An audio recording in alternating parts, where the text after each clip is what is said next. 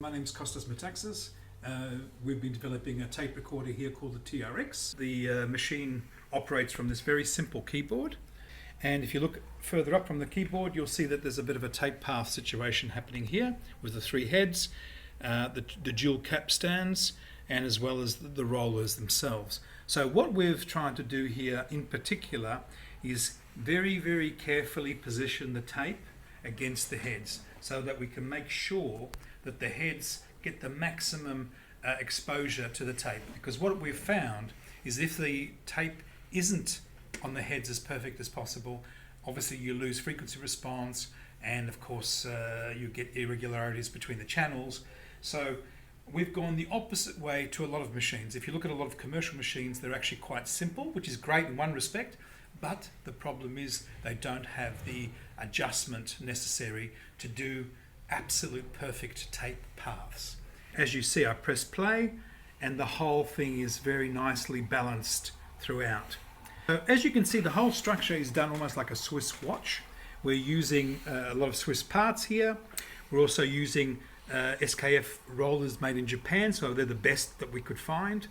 We have tried, of course, some zirconia, which are diamond bearings too, and that's something which we'll be looking into in the near future.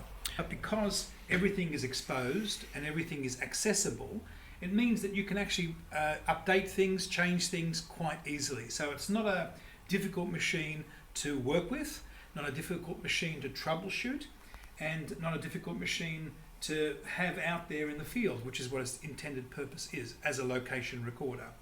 Now for myself, I was using a Stellavox SM8, a pair of them, for almost 30 years, and actually 35 years. And so I got the feeling for what is absolutely necessary out in the field when you're actually trying to capture a musical concert in situ.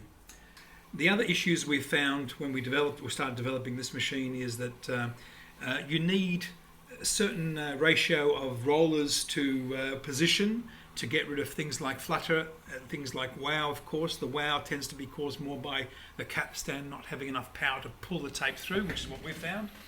And the other thing we've done, which is quite special, is you'll notice that the rollers themselves are not perfectly flat. They're actually slightly angled. So basically, like a piece of paper, if you get a piece of paper and crease it, it has strength. Whereas the piece of paper on its own is quite flexible and quite floppy. So in this case, we've taken the same idea to the tape. So the tape itself is almost creased as it goes through the rollers, which then automatically gets rid of a lot of flutter. The important thing is to make something robust, to make something that's beautifully made, like a Swiss watch actually, and each one of these is totally individually handmade, so there's no such thing as each one being exactly the same. They're all slightly different, but that's the personality that comes with making something like this.